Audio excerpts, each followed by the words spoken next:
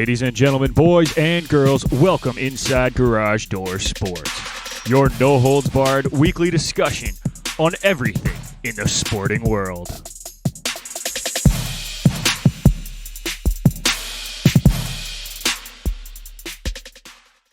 Oh boy, have I missed that music. I know it's only been 2 weeks, but I've missed that music. Nick McVicker back again with the one, the only, Irfan Manji. Irfan, dude, how you doing, buddy? I'm doing great. Thanks for that intro. It was wonderful. I was like, what is he going to say? No, I appreciate it. I am the one and only. There's only one of me. Hello, folks. Hope you're doing well. Happy Sunday. I actually shouldn't say that because I got followed by another Irfan Manji, and it was a legitimate account on either Really? Instagram or Twitter, and I was dying because it wasn't you, and I was so confused. Like, what is happening? Where did this come from? Oh, But you're somebody my else. one and only. Thanks, buddy. I appreciate that. Warms my heart. Well, man, it's been 2 weeks since we've talked. We got a lot to catch up on. Yeah. NBA and NHL seasons are wrapping up. NBA's in like the last and a half here. We are down to the stretch. Also, Kyle Lowry returns tonight to Toronto for the first time since being traded to Miami. Mm-hmm. The GROAT, a lot of people are calling him. Greatest Raptor. Well, I'll give it to him. I can't really say anyone else is a greater Raptor. Not for what he's brought to the sea. Yeah. Absolutely not. No. I mean, I love Vince, but Lowry wasn't the most skilled Raptor. I'll No. say that, but he's the greatest Raptor. No. I'm not disagreeing. If I'm thinking of anyone close, it's Vince, and that's it. DeMar would have to be up there too. He would, yeah. Chris Bosh as well. Those are that's probably Mount Rushmore of Raptors at the moment. Yeah, maybe Alvin Williams. Just have him somewhere there too. He's at the bottom. At the bottom of the Mount Rushmore. He's like looking up. Yeah. I'm next. No. MLB season starts this week as well as does the CPL. Don't forget that. The CPL starts this week. Yep. Our good buddy Nico and York kick it off on Thursday against Halifax at home. Get your ticket. Not sold out. But we're going to start with our kickoff segment, sponsored by Canada Kicking Academy, calling all kickers and punters in the Southern Ontario region. If you are looking for year-round professional development with elite competition, you need to train with the Canada Kicking Academy. The Ferraro brothers, Daniel and Gabe, are both University of Guelph alumni, and after illustrious university careers, they want to teach you everything they've learned over the years. Want to take your special teams game to the next level? Visit them at CanadaKickingAcademy.com or follow them on Instagram at Canada Kicking Academy. And Irfan, we got to start with the biggest story in the world, the World Cup draw. And Canada was in the World Cup draw for the first time in 36 years. Yay! Yeah, I wasn't even born then. It's wonderful. No. How crazy is that? Yeah. Like, it's been since before we were born. Yeah, like whatever growth Canada soccer may have had up until that point kind of just dissipated with. Well, they weren't supposed to be there, that group. Like, No. They snuck in. Mm-hmm. Now, I mean, anyone who makes the World Cup makes the World Cup. Like, no taking that away. But that group wasn't supposed to. No. See it happening now. This team did. And they got a decent group there with Belgium, Croatia, and Morocco. I mean, the number 2 team in the world. That's going to be a tough matchup. Mm-hmm. But they get it out of the way in the first game. That sets the table for the rest of the tournament right there. I think it does, yeah. It's going to be very interesting. I think it's a group that they can compete in. I said it yesterday on Footy First on TSN 1050. Check it out, my new show with the aforementioned. Yeah. But yeah, like, I think this is a group that they can compete in. Not necessarily, I'm not guaranteeing that they get out. I'm not going to pretend like I am Nostradamus or anything, predicting what's happening. But the Belgium game is going to be a tough one. Mm-hmm. Obviously, the Belgian backline is a little aged, but they still have one of the best golden generations right now. They're going to be tough to beat. Yeah. You got to limit that, and that's fine. I think, was it you who said it in our little group chat that they just have to, like, stop the bleeding in that game? Yeah, just exactly. You can't just try not to let more than 3 goals in, because at the end of the day, it's going to come down to who lets the most against Belgium between Morocco and Canada. And I think Croatia, as well as, you know what, I tossed Croatia in there as well. That back line might not be able to stop Lukaku and De Bruyne and Tielemans. Like, I think at the end of the day, those 3 other teams need to be like, how do we make sure we don't let up more than 2 to 3 goals? That's it. Exactly. Yeah. Yeah. And so to have Canada play that one first, that'll be an interesting start for them. But as you mentioned, Croatia and Morocco, I think these are competing games. You Mm-hmm. can compete in these games. Yep. Croatia, their golden generation is age. Luka Modric will be Mm-hmm. 37 by the time the World Cup starts. Mm-hmm. 37. Mm-hmm. I know we have a guy named Atiba Hutchinson who's going to be 39, but he's not a key piece necessarily on this team anymore. No. Still plays a lot, plays multiple positions, but Luka Modric is key to that Croatia team. Can we agree Well, on that? if he's firing, Croatia is winning. Right? So Right. you Mm-hmm. have a 37-year-old as a key piece on that team. The rest Mm-hmm. of the golden generation is aged as well. Canada's a fast team. I think they can Mm-hmm. compete in that game. I can tell you with certainty that they have a possibility to get between 1 to 4 points at the end of this group. I think they have enough to go toe to toe with Morocco, who by the way are a very good African side, Absolutely. played very well in Afcon.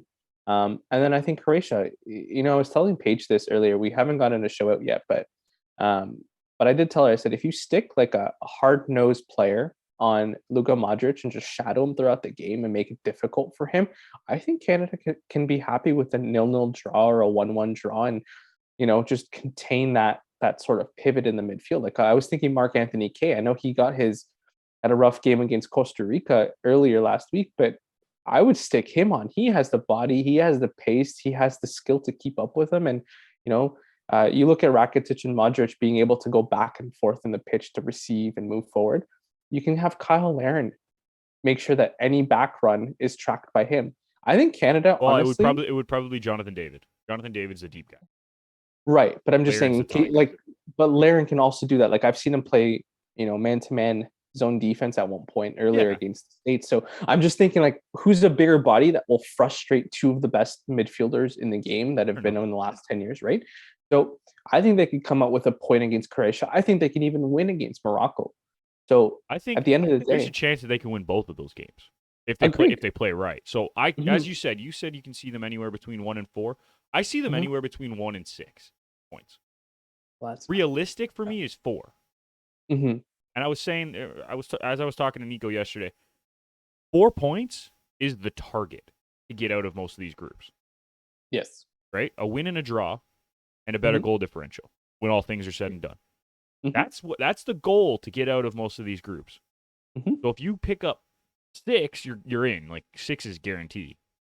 If you can get a draw and a win, you're on the right track. But we have to temper expectations. As much as we want to say Canada's going to go far, Canada's going to do this, Canada's going to do that. Let's temper expectations. We have yet to score a goal in a World Cup as a country. We're at our second World Cup. We have yet to get a point at a World Cup. Mm-hmm. So I let's guess start with simple goals. Right? Yeah, Simple. I think we're talking about the highest ceiling that we can reach. Absolutely. Like there can be a day like we can lose 2-0 to Belgium, 1-0 to Croatia, 1-0 to Morocco, and that's our season. But the fact that we're able to say that, hey, Nick, hey, Irf, 1 to 6 is a possibility of number of points for a Canadian side who, up until last couple of years, probably didn't have any life to play at the World Cup or any sort of major tournament. You're just like, we're way behind the Caribbean countries. We're way behind the US and Mexico. But, it's really nice to see that, hey, guess what? We have a good enough team to compete. Well, did you hear what Roberto Martinez said about Canada? Oh, he's a little afraid of them. He thinks they're a good side. Yeah, he said that they were scared when they saw Canada go in pot 4. They're like, that's the team we do not want to be. And sure enough, Belgium got us, Canada. I mean, it's very nice of him to say that. I think quality-wise, Belgium is miles ahead. But again, World Cup, we've seen, Italy, Spain, France not make it out of groups at points. It could happen. Well, do you remember the group of death? I think it was 2002 or 2006 World Cup. I can't remember. But it was like Costa Rica, Uruguay, Italy, and England all in the same. Yeah. Right? That was the group of death that year. And who won that group? It was not. Costa Rica. Yeah, no, I'm trying to remember what year that was now. It was early Italy, 2000s. But yeah, regardless, like Costa Rica was the number 4 team in that group, and they ended up winning that group. Mm-hmm. Right? That tells you a lot. Like anytime you step on the pitch, anything can happen. Right? We've seen Giants lose to minnows all the time because that day everything fell the right way for the smaller team. That's all you have to think about going into a game. If you are the underdog, just go into it and say, hey, if we lose, we're supposed to lose. Mm-hmm. If we win, if we play our game and everything falls the right way, we could be moving on. Could be moving on. That's something that Canada is looking at this point. Yeah. Right? Let's look at some of Okay, the other groups so here, Irfan, since we have some. it was 2014 for that, by the way. 2014? Yeah, Costa Rica 1, Uruguay 2, and then Italy and England both did not qualify. Yeah. Oh. Yes. Let's take a look at some of the other groups we have a Mm-hmm. chance. And honestly, there's no real group of death this year. Like No. I Maybe wanted to Spain, find Germany. one, but Maybe that's Spain, only 2 Germany, teams, Japan. though, right? I think Japan's one of the better AFC sides. So maybe Group E might be your group of death, but But that's a very soft group of death in comparison to some of the ones that we've seen in the past. yeah, you're not wrong. I'm just like I'm trying to think. Like I think they're very evenly balanced. There's 1 or 2 very good teams. There's 1 or 2 mediocre teams, and sometimes there's one really bad team, and you go, all right, that's about it. And that's not a bad thing. Like I kind of like it. It's a balanced division. Yeah, It is balanced for the first time in a long time. yeah, Right? I'm for it. And I Yeah. love it because we're going to see some really, really good matches. Yeah. Can't wait to see England versus USA, right? Because of all the history. I can't wait to see Argentina play Mexico or Argentina versus Poland, Mm-hmm. right? Portugal, Ghana is going to be electric. Yeah, yeah. France, Denmark. Like, I actually want to see that match. Mm-hmm. You mentioned Spain, Germany. That's easy. Brazil, Serbia? Or Brazil, Cameroon? Are you kidding me? Yeah. Let's do it. I am in. Yeah, I think you know what that Brazil group, come to think of it, might be a group that they have to be careful not to get injured in because Yeah. Serbia is a hard nosed team, Switzerland's a hard nosed team, Cameroon's not afraid to fly into tackles.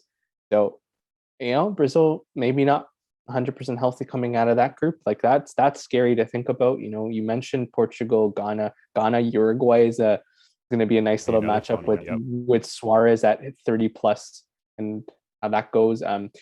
Korea Republic, Japan are both teams that you don't usually think of as powerhouses, but on the AFC side, they're usually the most consistent. They've got some good young players coming up and down, so that's going to be some good football. They've transitioned their football into more possession, counter.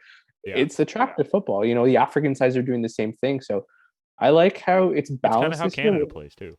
Yeah, and it's balanced, and you can easily say, you know what, England and US can finish last actually, because let's say Wales joins that group and Gareth Bale shows up, and Iran, who's played really well in qualifying, shows up at the World Cup, and you're like, holy crap, like What another about not.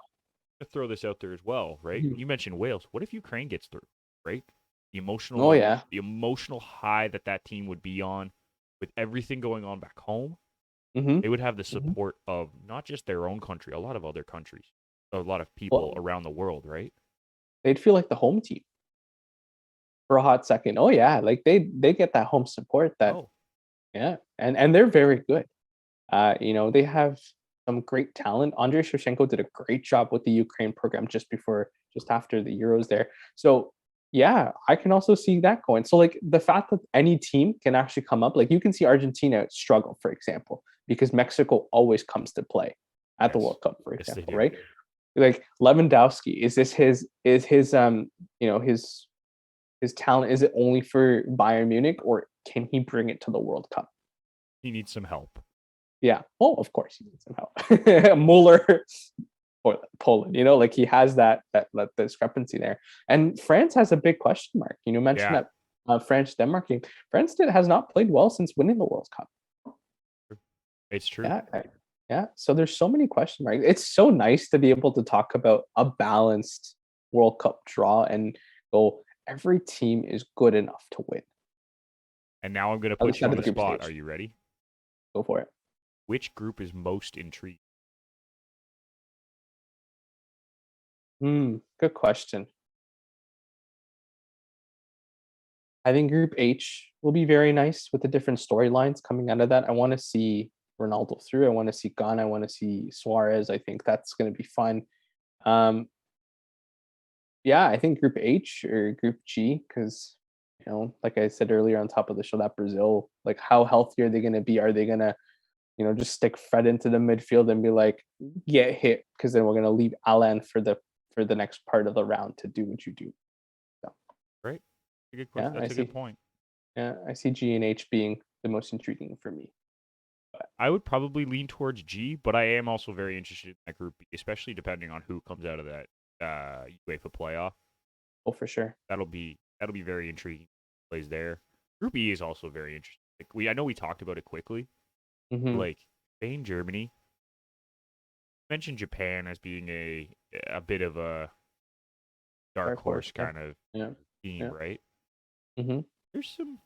There's some potential that could happen there, and it could be very interesting how that plays out. What team would join Group E if they went through their playoffs potentially, or who are the Oh, I options? forgot. They weren't popped up on that. Let me. Yeah, I think You're asking me Bleacher has questions that I wasn't prepared for. Sorry, I asked.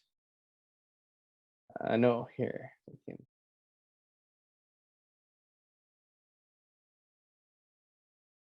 More information.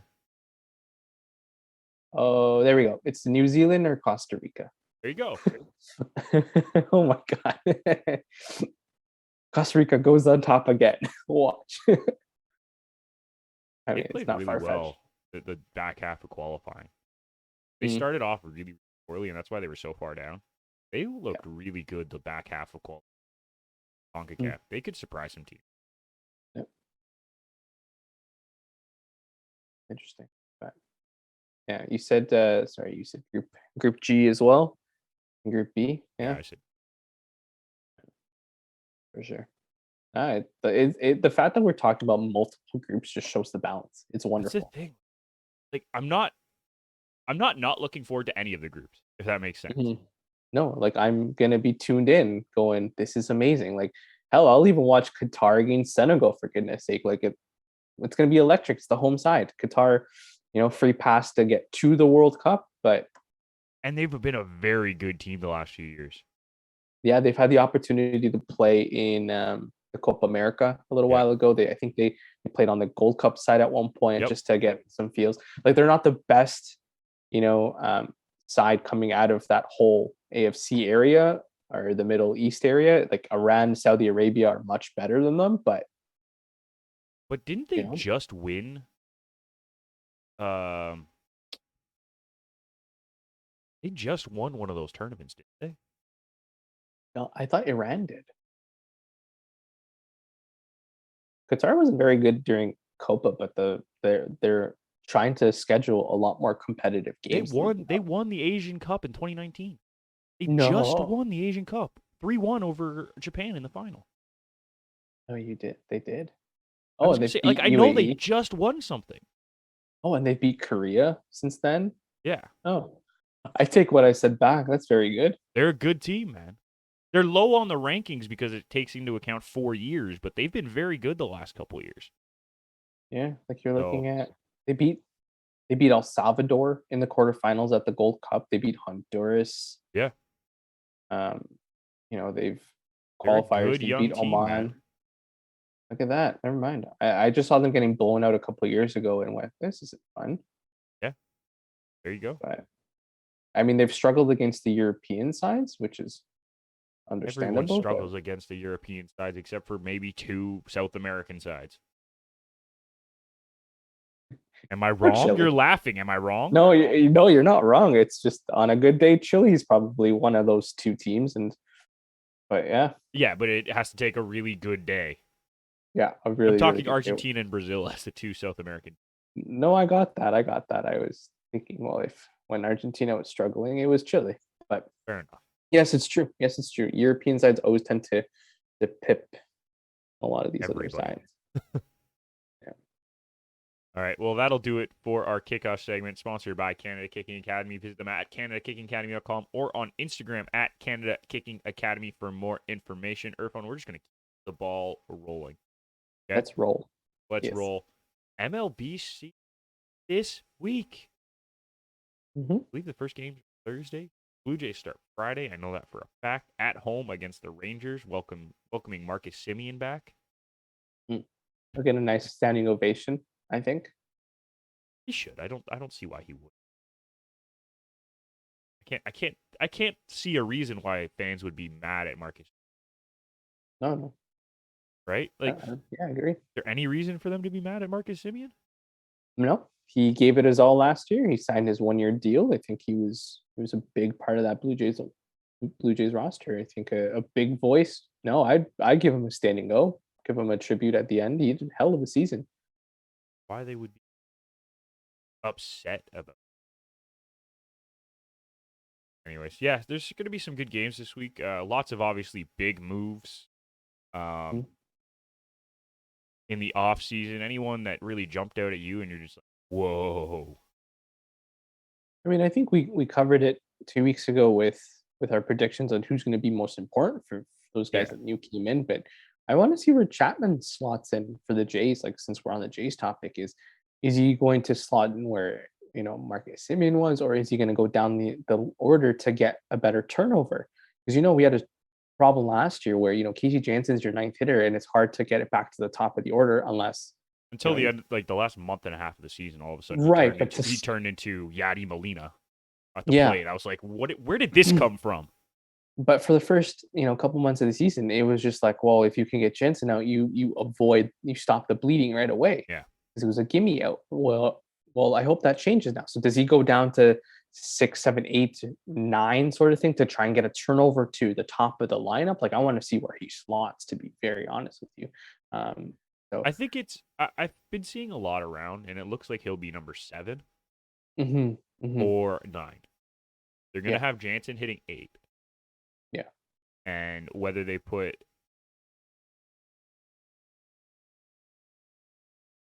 Okay, let me go through this just so I can get my head around this. Springer's going to lead off. Bichette will hit number 2. Yep. Vladdy will be number 3. Yes. Teoscar will be number 4. Yep. Uriel will most likely be number 5. Yes. And you have to have. Was it Kirk? That was 6? Kirk will probably be DH. Yeah. Chapman at 7. Jansen at 8. And then Biggio and or Espinal at 9 to turn the line. Yeah. That's a very dangerous line.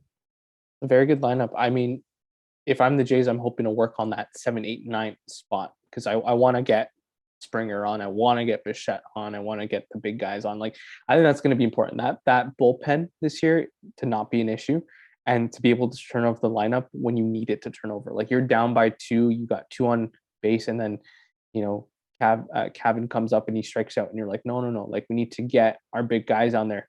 Try and take a walk, and Cavan's good at that, but didn't really come into form for them until the last month or 2. That's true. Yeah. But I think he reassessed. Cavan did, not Danny. Cavan reassessed himself last year when he got sent down. Right? So I'm expecting him to come back into this season and be really, really good.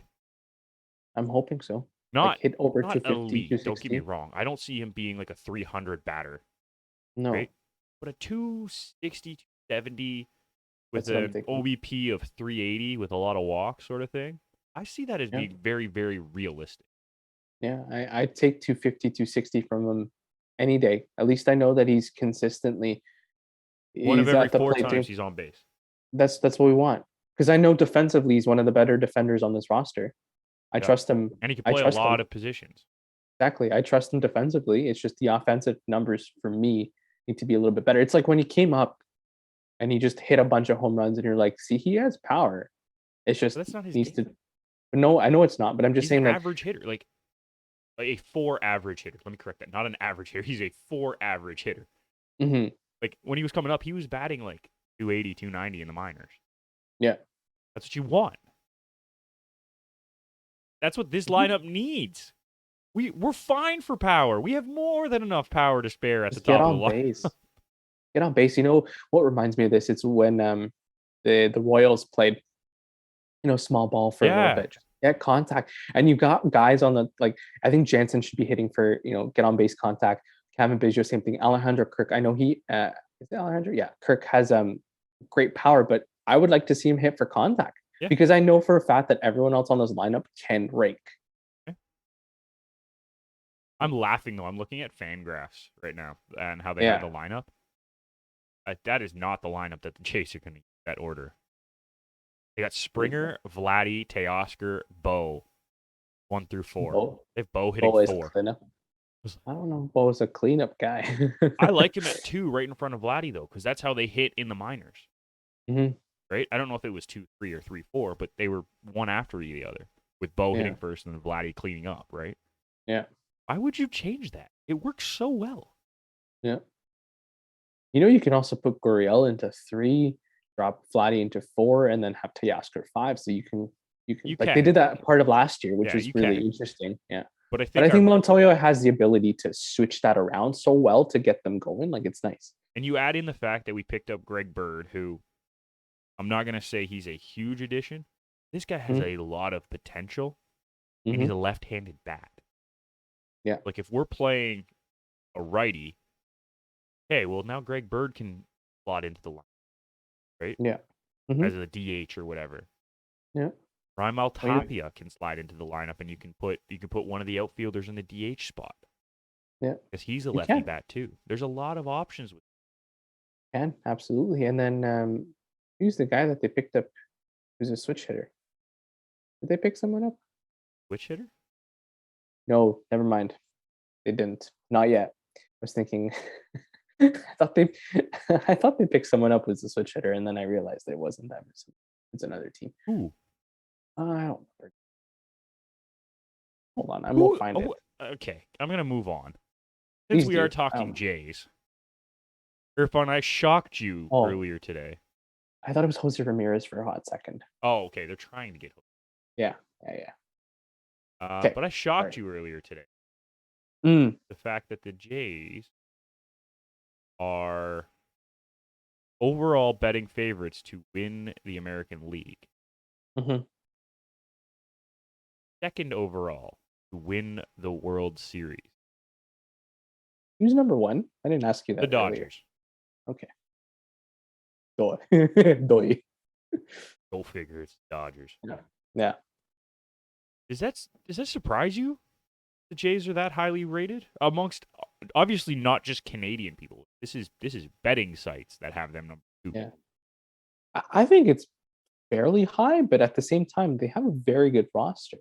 You know, I mean, the fact that they're, two overall, like across the league, is a little surprising because you look at the Braves, you look at the Astros, who they might not have the same firepower. Even the Yankees, like I'm like at the end of the day, it's odd to see a Canadian team up there, or even Toronto up there. Like I told you off air, like I thought the 2015, 2016 team was very, very good. They were. And you said they were top 5, and I would have probably said maybe they should have been a little higher than They might have been. right. Like I don't remember off the top of my head what they were ranked. no, but they were top 5, and that's probably the closest we've been for a high Blue Jays team to have the odds to win. I'm just hoping, like, and I know I'm superstitious when I say this, but I'm You're just not hoping that superstitious, you're just a little stitious. but I'm just hoping that we're all touting them to be so good and so great, and I don't want them to be at the bottom of the division for the first 2 months or Well, they struggle won't to be. get out of the bottom. Like, We're in a division with the Baltimore Orioles. We will not be at the bottom of it. okay, so fourth, but you know what I'm saying? Like, I just want us to, like, we said this for the Canadian national team, just temper a little bit of our expectations. I know they're not the underdogs anymore because they have proven that they're better than the Yankees, and I think they're better than the Bo Sox, but I would have probably thought the Rays would have been ahead of them a little bit, or maybe the White Sox would have been a little bit ahead of them because of the way they've built their teams over the last couple of years. Yeah, I Just can see temper that. those expectations. I just don't want them to go into season as being so, like, touted to be so good, and then it just falls apart. And I don't want to see that. I want to be like, I'd rather be an underdog. I want to be pesky, known as pesky Jays, or taking it from the Sens, but pesky Jays, and piss people off and play good baseball and be like, hey, guess what? We actually showed up where we're supposed to show up, not because you guys thought we were the best team in the AL. And I get what you're coming from for that. And Yeah. I understand about tempering expectation. Like, we have to be realistic. Game 1 hasn't even happened yet. Let's get into the season. We kind of reassess. But this team was one game out of a playoff spot last year. One game. That's it. Yeah.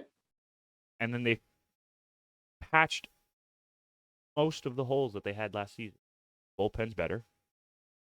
Their starting rotation, in my opinion, is better. Not by much, because their starting rotation was really good last year. Not great, but fairly good. But they're better than they were last year. Yusei Kikuchi is a much better 5th overall starter than Ross Stripling. Yeah, and I like Ross Stripling. I like Ross Stripling, but I think he's a better bullpen arm at this point. Agreed. There's nothing wrong with that.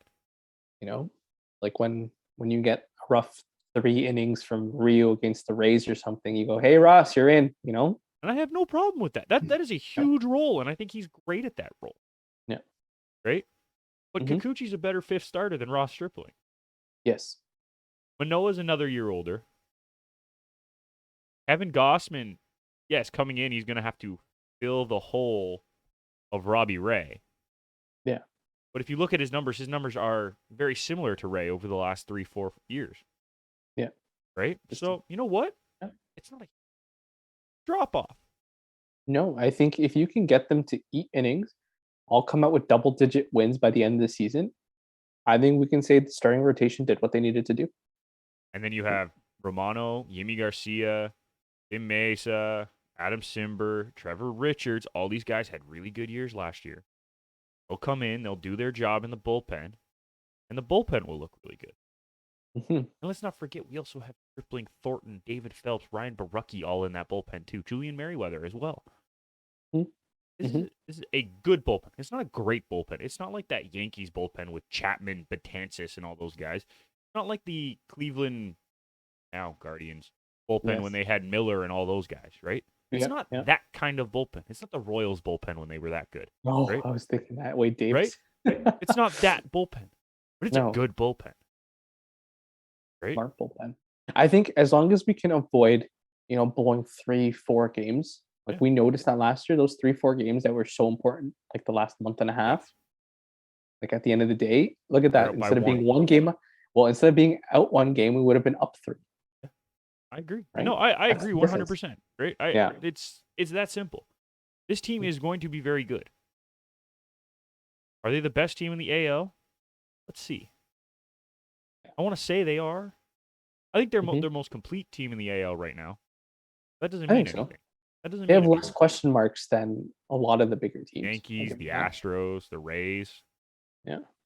They have less question marks than those teams. The only team that has less question marks than the Jays, in my opinion, is the Dodgers. And that's just because the Dodgers spend money on all of the question marks. Find an answer. Yeah. They're proactive. No, they're rich. There's a difference. They're rich and they're proactive. I mean, look, they lost Casey Jansen and then went and got Kimbrel. Like, great. Good job. You replaced that arm. Yeah. We'll see how Kimbrel plays, though. Yeah. He's been up and down the last few years. He is, but I think he hasn't been on a team that has the mentality of the Dodgers. Yeah, I'd argue the White Sox are still figuring it out. Yeah, well, of course. They're so young. Yeah. Like I think the Dodgers. I don't see how they wouldn't be figuring it out still. Oh no, right. But I'm saying like having him backstop that versus now the Dodgers going, hey, if you blow a save, guess what? We have enough talent to win in extras at the bottom of the ninth. Yeah. Yeah. So. Who do you think is going to be the surprise team from this year, Irfan? The Orioles. No, not the Orioles. They might surprise and not be dead last. Yeah, might be the Red Sox dead last. No, can I say the Mariners? Like, I know I told you guys 2 weeks ago, like, I think they have enough to win that division, but I think they're a surprise team because I don't know what we're gonna get out of them. You don't know that division well enough. You don't know how they have with Robbie Ray. Can Robbie Ray have another great year? Big question. A great question. Right? Like, can they end whatever curse is on them. Can we call it a curse? I don't know. But like, what is going on with them, right? Like they're the longest franchise without a playoff um, berth in all four major divisions or something like that, or one of the longest teams not to make the playoffs or something. So I like that's the thing. I want to see them. They're my surprise team. I want to see them go through because I want to see good stories in baseball. But and we know they need good stories. Uh, but yeah, they'll be my surprise team. Whether they win that division, then that's a surprise. Whether they finish second in a wild card, that'll be a surprise. But if they, the other thing is if they finish dead last in the division, because the Rangers actually end up being very good, that's another surprise. So I think the Mariners can fit in anywhere in that division. Are the Rangers being good that big of a surprise? Like, think about who they went out and bought. I know, but like two guys aren't going to run that team. Like, But it makes them that much better, is what I mean. It does. It does. Makes them that much more dangerous by getting just those two guys. That'd be my surprise. I mean, I'd put a question mark to the Padres. If the Padres don't make the playoffs again, I know you said one team, but I'm going to pick them as my second. But if they don't make the playoffs this year, that would be a surprise for me. They better make the playoffs this year. Yeah. I can see some big things happening if they do not make the playoffs this year. Mm-hmm. How about you over there? Who's your surprise team going into this year? I like your call for the Mariners. I like the Mariners a lot. They're a very young team, as we mentioned. They're going to be another year more experienced, so they should be a lot of fun. Mm-hmm. Don't sleep on the Giants. I know that last year they ended up winning not winning the division, but doing really well. They're better this year. They went out and got Jock Pederson, who is not the Jock Pederson that he was on the Dodgers. I'm not going to say he is. He's still a lefty who can hit 20, 30 and has another World Series ring on him. Yeah. Right? Yeah. But he's a lefty bat. Right? He can hit 20 to 30 bombs, maybe 40 if he really gets a hold of his ear. Yes. And he slots lower down in your lineup. He's not hitting 3-4 in this lineup. He's hitting 6. That's perfect. Maybe 5 at the highest, right? Mm-hmm. Mm-hmm. So he's not the guy that you're worried about. Brandon Belt, Brandon Crawford, those guys are the ones that you're worried about. And then you have to then go through Darren Ruff and Jock Pederson as the next two. Yeah. Right? So there's no real there's no weak spot in this lineup. No, they can play for contact for the rest of the season and they'd be fine. Yeah. Yeah. So they're going to be a very interesting team. Their pitching worries me a little bit. Their starting pitching worries me a little bit is what I should have said. Yeah. Pitching, yeah. There's no Buster Posey this year, so I wonder how the games will be called. That might be a little difference for them. Getting a new battery going, a new back catcher, Very young back catcher. Yeah. Guy was drafted in 2018 is probably their starting catcher right now. Right. Yeah, I mean they can be the surprise because they were great last season. They surprised everybody, but I think you said pitching might be a question mark. Who's going to replace Buster Posey's presence will be another huge question mark. But at the same time, I can also see them being better than the Padres and the Diamondbacks and the Rockies and going toe to toe with the Dodgers because the Dodgers will be like. That's why I think that's why I have them as my surprise, man. I think it's a great choice. I'm just helping add to that. you're just building my case. Got it. Okay. Do you have a breakout player for the year? I should have asked you this before to let you prepare, but you probably should have. I have to think. Can I say Juan Soto? Because last year was a rough year. No, you cannot say Juan Soto. He had a rough year last year. He had a rough year, but you can't call him a breakout player. Okay, so when you say breakout player, do you mean like a young player, or do you mean someone who's come off of a massive injury and has been subpar the last few seasons and now? I would say a young player or a guy who just has not been good. Like hasn't had his big season yet. Okay.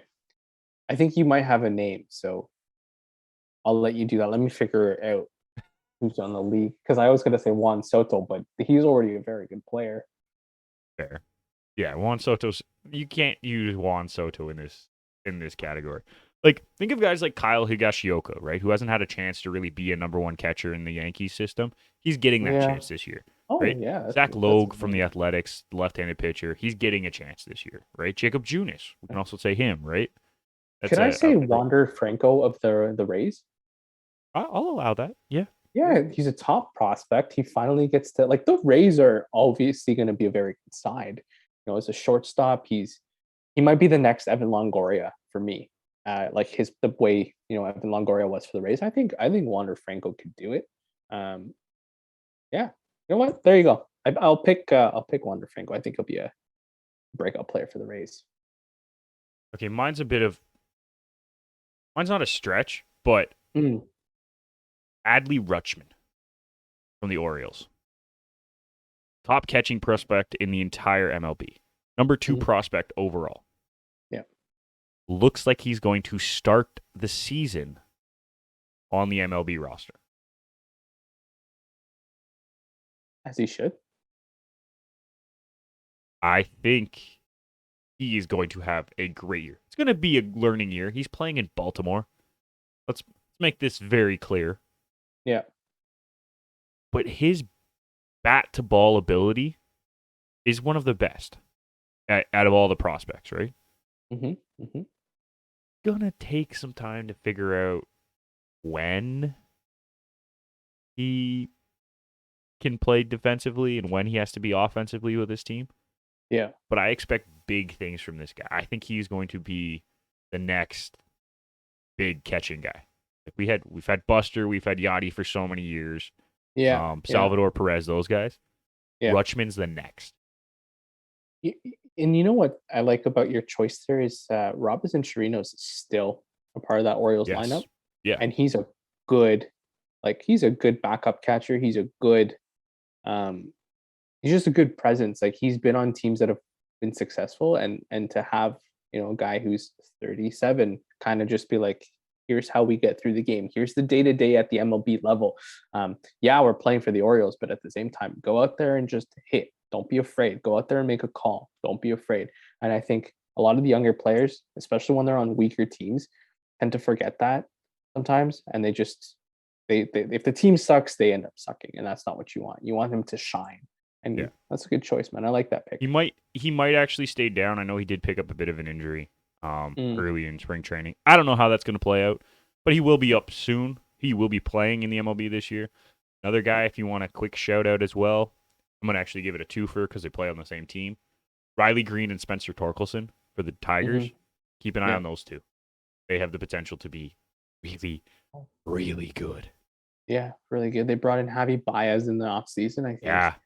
that's going to be nice to have him in the locker room with those two young guys. Like we talk about young talents succeeding, and Javi Baez is a huge example of that. Yeah, for sure. Yeah. All right, Irfan. One more topic. The NHL and MLB seasons are wrapping up, my friend. They are. I want your opinion right now. Look at the standings, pull them both up. We'll start at NHL. Start with Okay. the NHL. Okay. Who are your ideal first round matchups? Like, who do you want to see play in the first round right now? Leafs and Lightning. It's right there. I want to see that. And then the reason I want to see that is Tampa Bay, for the first time in 2 to 3 years, doesn't have a solid third or fourth line. Not a third or They fourth just line that bought one. scares you. Well, it doesn't scare you. It doesn't scare you like the Blake Coleman, Barkley Goudreau, sort of. I forget the third guy on that line. Was it Paquette? Yeah. Yeah, like that to me was a solid third line. That's a solid third winning line for a Stanley Cup. They don't have that this year. So I'm very curious. And down the stretch, the Lightning, I think it was like 2 weeks ago or 1 week ago, where like their top six forwards had like 3 points in 12 games. Yeah. Like it was ridiculous.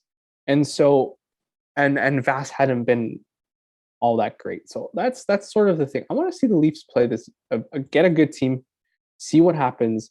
Because I think the Leafs are a good team. I think question mark is on that goaltending, and we keep saying it, and it's it sucks to say it, but that's the goaltending. It's the biggest question mark. Yeah. What are you going to get out of? Thankfully, Campbell came back last night. It was nice. I like the young guy that they have. Jalgren. Thank you. I got you. Like, yeah, he's good. I mean, Mrazek being out, like I feel for the guy. Like Just hasn't been a good year for him. So I hope he comes back, bouncing back next year wherever he ends up. But that's the biggest question mark for the Leafs. I think they can go toe to toe with any defense. Mark Giordano coming in. If Jake Muzzin comes back, they're gritty. The only thing, and then the offense is fine. Like Wayne Simmons scored for the first time in 32 games last night against the Flyers. Like Of course, it was against the Flyers, eh? Yeah, it was. It was a nice little story for him there. But it's just I think the Leafs can go toe to toe with the Lightning, and I want to see that first round matchup. Fair. Yeah. That's a good one. Any Yeah, other yeah. first round matchups that you're kind of hoping end up falling that way outside of Toronto? I'll look over to the West quickly. That Kings Oilers first round matchup. Yes, that's the one I was That looking at.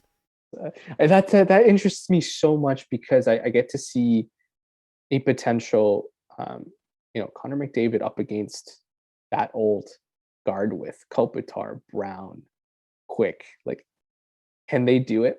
Sure. Question is, who's going to be playing on the defense for the Kings right now? That's the Everyone's thing. hurt. Everyone is hurt. That's the thing. That's the thing.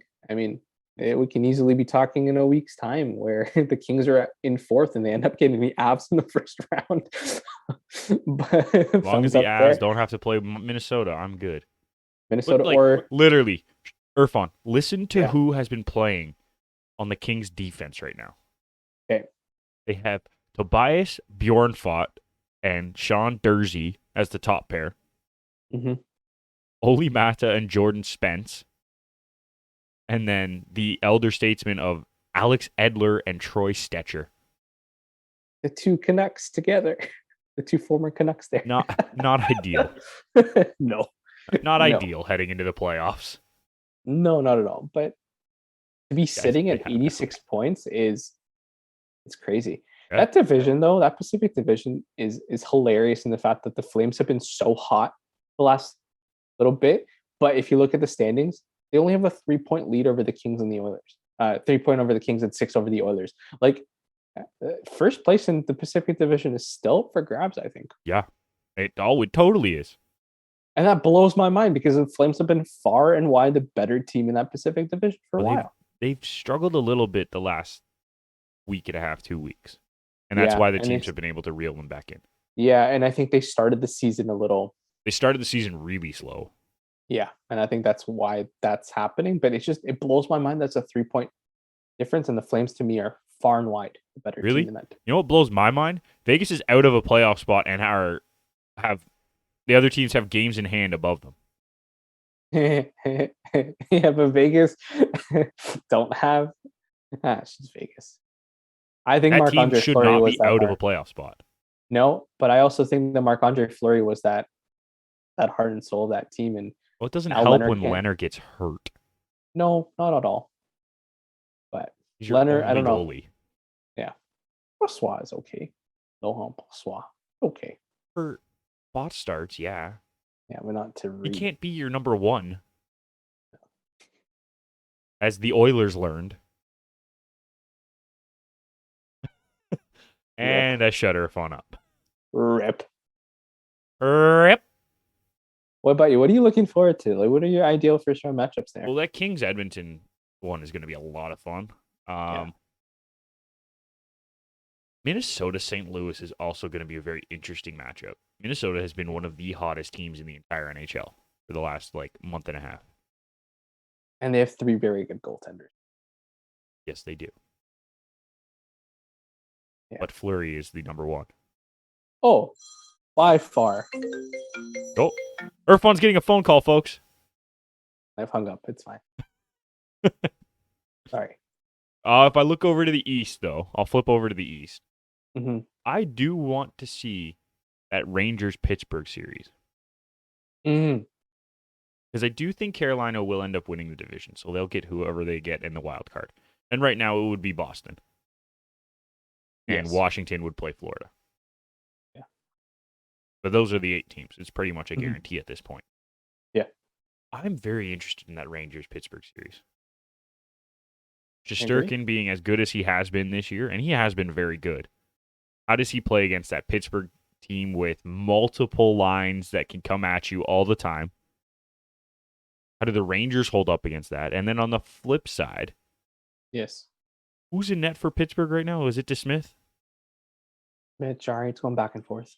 Okay, so whoever ends up being in net for them, can you stop those top two lines of the Rangers? And they do it. Do the Pittsburgh Penguins have enough to stop those top two lines for the Rangers? It'll be interesting. I think that is a very, very interesting. Good matchup. I like the experience of the Rangers against experience of Pittsburgh against the young Rangers there. I think Madison Square Garden is going to love it. Like it's going to be a hell of a first round matchup, I think. And Gerard Gallant is, I know he's been let go from Florida. I know he's been let go from the Golden Knights there, but he has good success in his first year of every club he's been with. He's a good coach.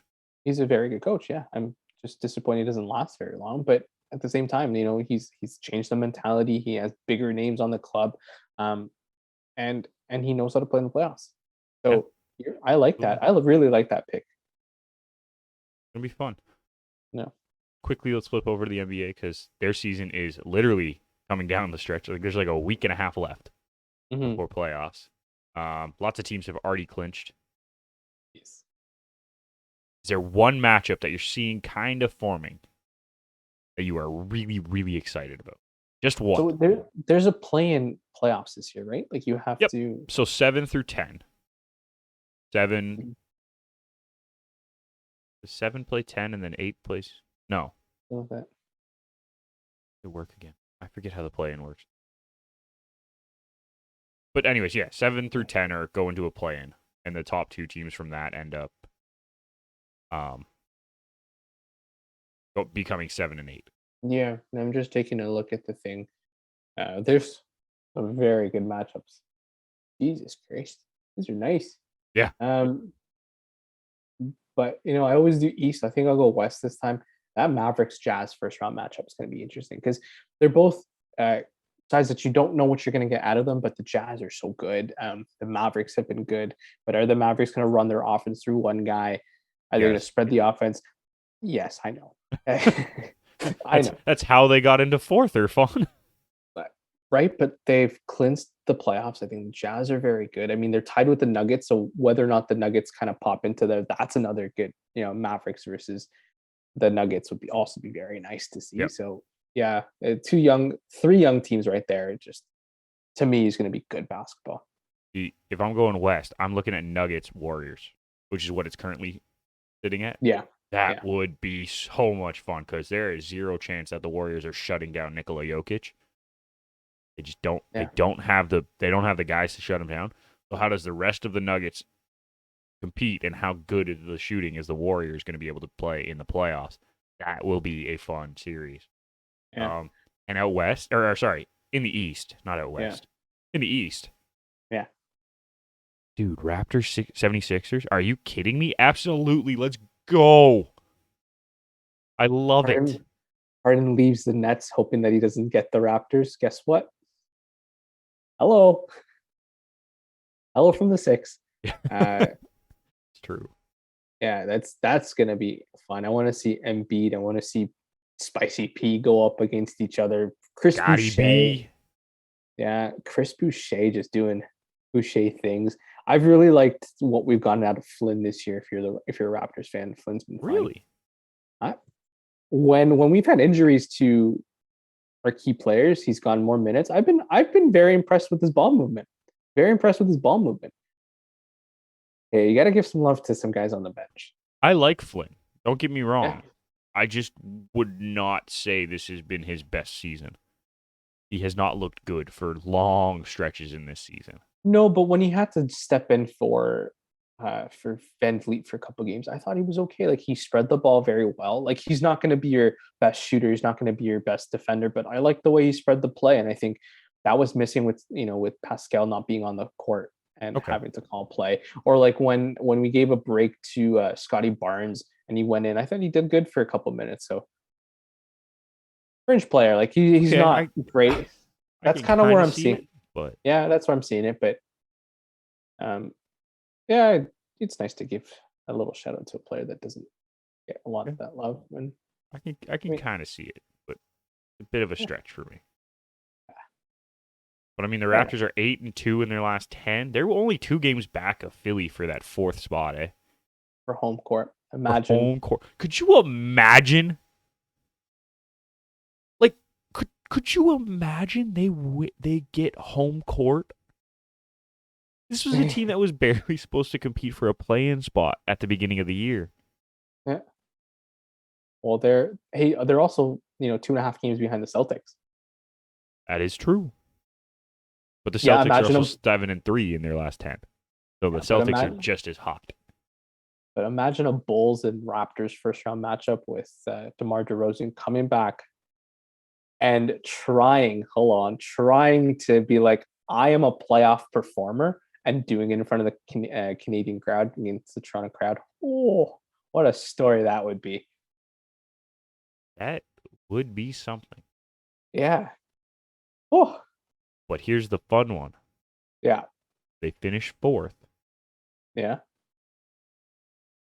Do they get the second round? They get the Heat in the second round.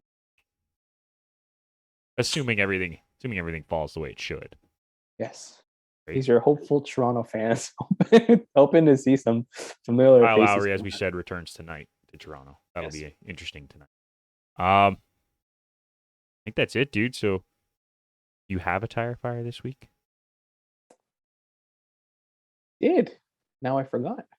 Do you want to skip over tire fires this week and just get to final thought? Okay, let's get. Okay, let's skip. Let's get to our final thoughts. Irfan, what are you thinking this week? Final thought.